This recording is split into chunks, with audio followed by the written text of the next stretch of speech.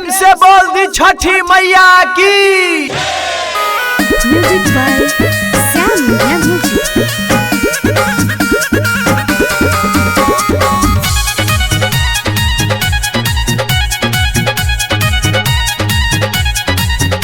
प्रेम से बोली सूरज देव की। बहरा में अइनी ह पैसा कमाए, घरे बा कवन जरूरी। कर्जा रुपया भइल बा बहुते, बुझ हमार मजबूरी। बहरा में अइनी ह पैसा कमाए, घरे बा कवन जरूरी। कर्जा रुपया भइल बा बहुते, बुझ हमार मजबूरी। बात समझैला पर लागतारू लरही। रेलगड़िया धराई दबलमुआ,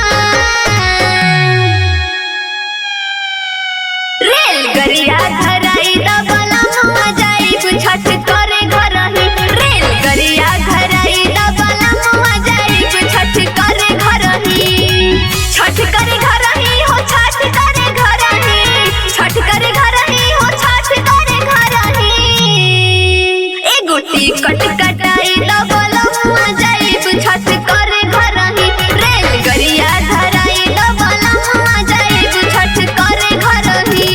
म्यूजिक बाय चंदन सलहा। बोला बोला छठी मैया की। बुझतानी छठी माई के महिमा महान बा। देश परदेशवा से चलले जहान बुझतानी छठी माई के महिमा महान बा। देश परदेशवा से चलले जहान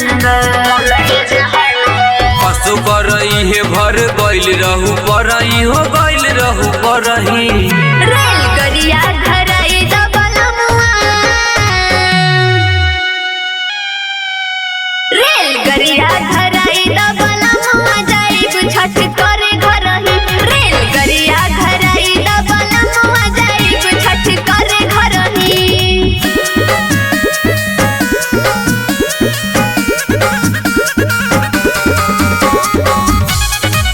प्रेम से बोली दीनानाथ की।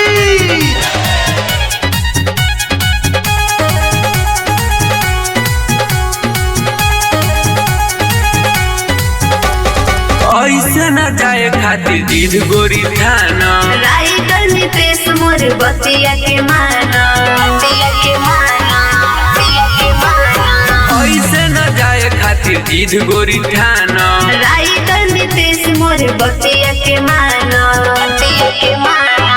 रवि ले जाई तोरा घटावा पर जरही हो, घटावा पर जरही। रेलगड़िया